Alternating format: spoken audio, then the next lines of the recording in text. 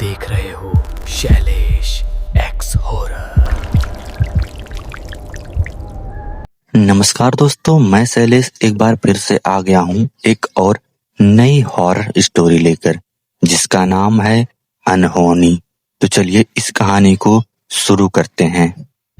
रात के करीब 11:30 बजे मैं अपने गांव लौट रहा था, जब अचानक बस खराब हो गई और मुझे सुनसान सड़क पर उतरना पड़ा। चारों तरफ घना अंधेरा था और दूर दूर तक सिर्फ खेतों की सरसराहट सुनाई दे रही थी। मोबाइल का नेटवर्क भी गायब हो गया था, जैसे किसी ने जानबूझकर संपर्क काट दिया हो। मजबूरी में मैंने पैदल ही अपने गांव की ओर चलना शुरू किया। तभी पीछे से किसी के कदमों की हल्की आहट सुनाई दी।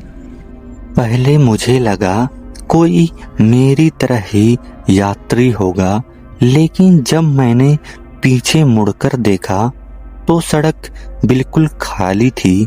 दिल की धड़कन अपने आप तेज हो गई और ठंडी हवा अचानक और भी ठंडी महसूस होने लगी। मैंने कदम तेज किए, मगर वह आहट भी उतनी ही तेज हो गई।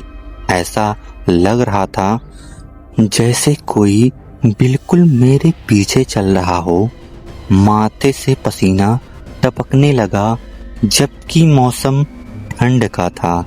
करीब आधा किलोमीटर आगे एक पुराना बरगद का पेड़ पड़ा, जिसके बारे में बचपन से ही अजीब कहानियां सुनता आया था।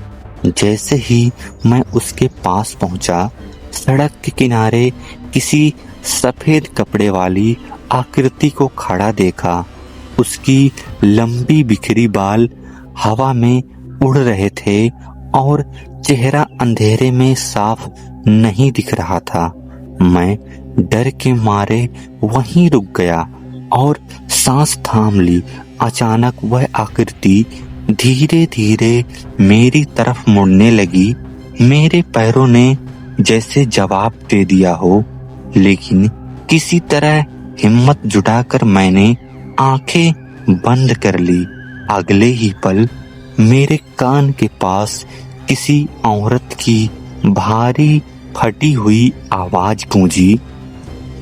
"तू वापस क्यों आया है?" मेरी रीढ़ की हड्डी में सिहरन दौड़ गई, क्योंकि मैं कई साल पहले इस गांव को छोड़ चुका था। मैंने कांपते हुए आंखें खोली तो वहां कोई नहीं था। सिर्फ पेड़ की शाखाएं अजीब तरह से हिल रही थी। मैंने खुद को समझाया कि यह मेरा भ्रम है और तेजी से गांव की ओर भागने लगा। लेकिन जैसे ही गांव की पहली चौपाल दिखी, अचानक पूरे इलाके की बिजली चली गई। अंधेरे में मुझे साफ महसूस हुआ कि कोई मेरे कंधे पर ठंडी उंगलियां रख रहा है। मैं पलटकर देखने ही वाला था कि वही आवाज फिर से गूंजी। "सच्चाई से भाग नहीं पाएगा।" और उसी पल मुझे एहसास हुआ कि यह सिर्फ शुरुआत है। मैंने हिम्मत करके पीछे मुड़कर देखा, लेकिन वहां कोई नहीं था। सिर्फ घना अंधेरा और सन्नाटा था। मेरा कंधा अब भी बर्फ जैसा ठंडा महसूस हो रहा था, जैसे किसी ने सच में छुआ हो। चौपाल के पास खड़े पीपल के पेड़ की परछाई जमीन पर अजीब आकार बना रही थी। अचानक दूर कहीं कुत्ते जोर जोर से भौंकने लगे, मानो किसी अनजानी मौजूदगी को देख रहे हों। मेरा दिल अब सीने से बाहर निकलने को तैयार था। मैं भागते हुए अपने पुराने घर की तरफ बढ़ा, जो कई सालों से बंद पड़ा था। दरवाजे पर जंग लगा ताला लटक रहा था, लेकिन अजीब बात यह थी कि दरवाजा थोड़ा सा खुला हुआ था। मैंने तो यहाँ आने की खबर किसी को दी नहीं थी।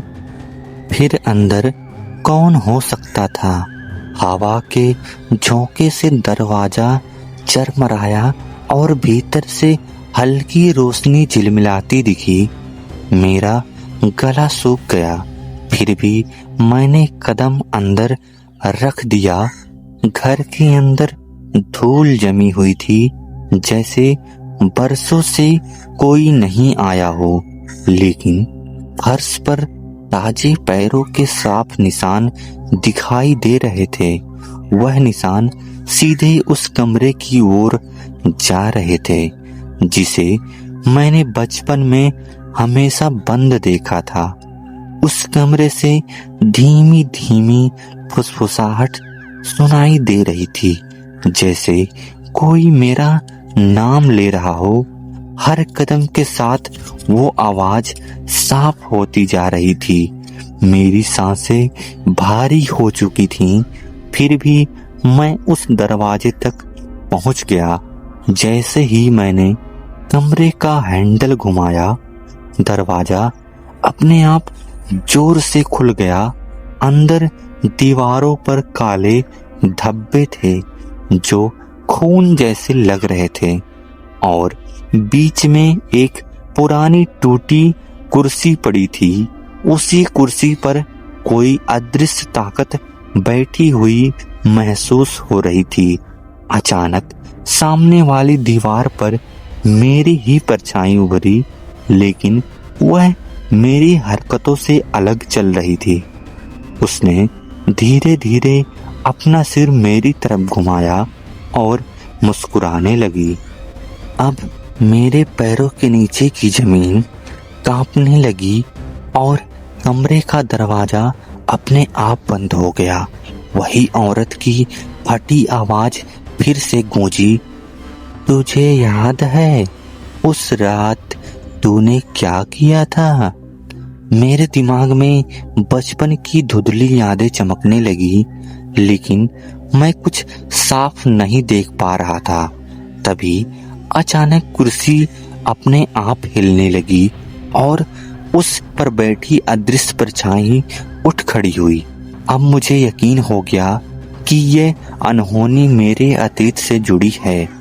कमरे के अंदर अचानक ठंडी हवा का बौंडर सा उठने लगा और दीवारों पर उभरी मेरी परछाई धीरे धीरे इंसानी रूप लेने लगी। अब वह साफ दिखाई दे रही थी, वही सफेद कपड़ों वाली औरत, बिखरे बाल और जली हुई सी आंखें। उसने कांपती उंगली मेरे तरफ उठाई और कहा, तूने मुझे यहीं बंद किया था। मेरी सांस रुक गई, क्योंकि बचपन की वो घटना अब साफ याद आने लगी। मैं उस रात को भूलना चाहता था, लेकिन वह मुझे भूलने नहीं दे रही थी। सालों पहले मैं और मेरा दोस्त इसी कमरे में छुपन छुपाई खेल रहे थे। तभी गांव की एक औरत, जिसे लोग पागल कहते थे, गलती से अंदर आ गई और हमने मजाक में बाहर से दरवाजा बंद कर दिया था। हमें लगा वो खुद ही निकल जाएगी, लेकिन उसी रात अचानक तूफान आया और कोई भी उसकी चीख नहीं सुन पाया। सुबह जब दरवाजा खोला गया तो वह बेहोश पड़ी थी और कुछ दिनों बाद उसकी मौत हो गई। गांव वालों ने इसे हादसा कहा, लेकिन मैं जानता था कि ये हमारी गलती थी। मैंने कांपते हुए कहा, मैं बच्चा था, मुझसे गलती हो गई।